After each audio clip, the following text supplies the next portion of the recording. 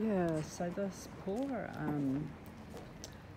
operations staff or team member here, I think at the library, yeah, he was sweeping and sweeping and sweeping all that stuff that the council had put down. He's done an amazing job, but you can see how it's all tracked in. And I'm not going to go and say it's a major safety hazard, but the stuff that they put down is this really weird chalky substance. It's not chalk, but you can see it. He's just swept so much of it away. And it's still close. Like there's that counts. Yeah, look, he's put it in piles. A bit of a torture him this morning. He had his sleeves rolled up, and I was talking to him. I said, "That's a man who's been working very hard in this weather because it's so incredibly cold." So he swept all the sleeves. He said, "Oh, I've got some for later." But yeah, they were really, really over enthusiastic. You can see that, and yeah, he was just saying, you know, I guess because he is in the operations arm, and even though the library's part of the city council, I mean, libraries tend to be run a bit better than the general. See, look at all the stuff, like, what the hell that is. And we were saying, wouldn't assault have been a better idea? I mean, that's what they do in the States and Canada and stuff, like, you don't see people throwing this down in their driveway. And he said, yeah, it's just solving a problem, but then causing another problem. And yeah, so yeah, council to the rescue again. And he said he thinks that we're going to spread it around the other side, because this side, he says, never gets any sunlight. And I guess that makes sense. But he said they strewed it around the other side as well to get sun. And it's like, for fuck's sake. And I said, they might as well just drive a great big dump truck up to the door of the library and empty it out inside. You know, I said it'd be more efficient that way, wouldn't it? And he wryly laughed. But yeah, it's a, I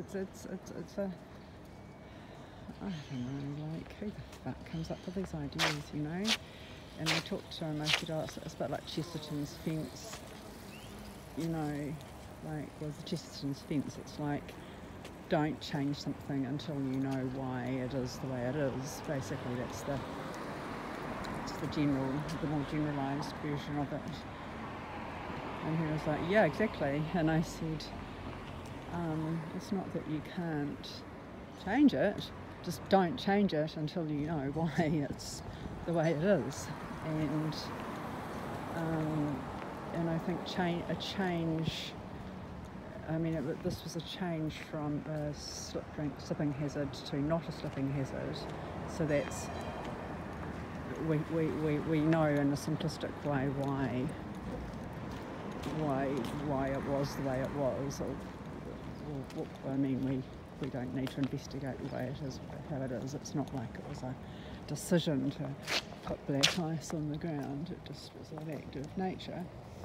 But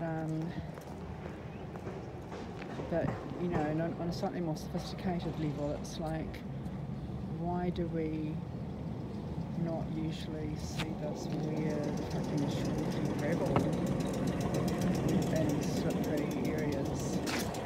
Fuck, man. And it's attractive with the library. It's a little bit, it's a different floor surface in the library, and it's actually just a wee bit slippery.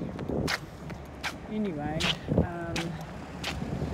got a nice email from Anne at libraries. I don't know if it was this library or what, but I did send my videos to them and Novotel, because I was very concerned just about people slipping before, more people slipping and falling, because I'd already witnessed two, an assisted one.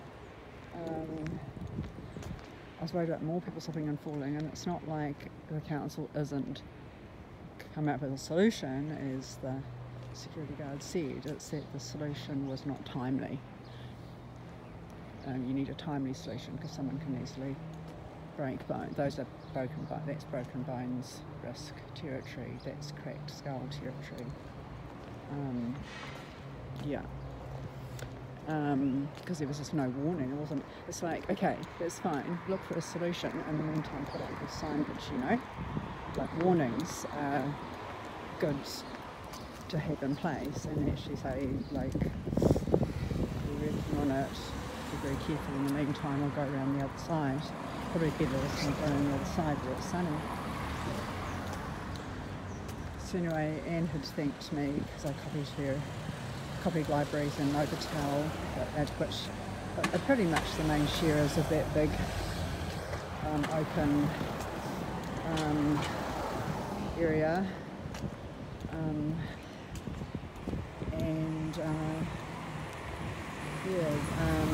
She said, yeah, thanks for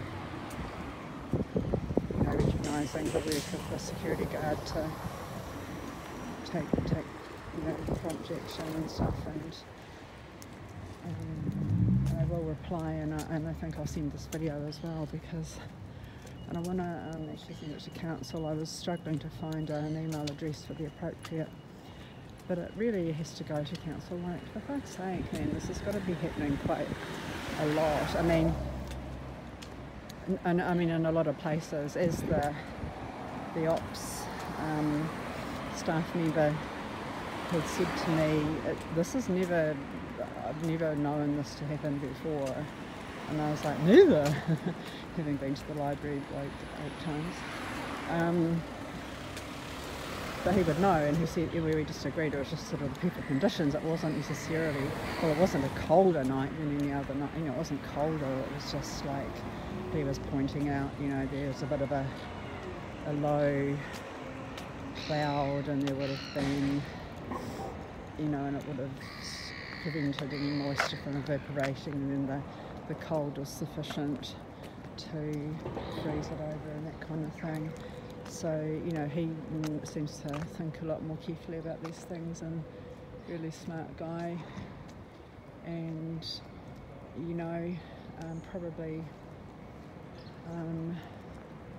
probably employed for more sophisticated work than sweeping that crap off the forecourt, but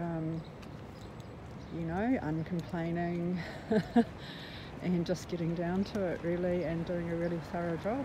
He did a very thorough job. It was hugely different. You could see what I was walking on toward the end there, which wasn't the library space itself. He was saying that his manager was concerned about the amount being tracked in, so he did a very thorough job over a very broad section of that frontage there, but he didn't obviously do further out, so you could see what he was dealing with when I came in compared to what he had achieved when I left, and I don't think anyone could have done a better job. And he wasn't trying to eradicate it completely, because it was serving a purpose, but it was just yeah, I don't know. Yeah, I was a bit premature at praising that council guy, and I was being a bit tongue-in-cheek anyway, but it was like, yeah, it was completely overzealous. And I said it, he was working on that. He was working on throwing that crap around like it was on his bucket list, man.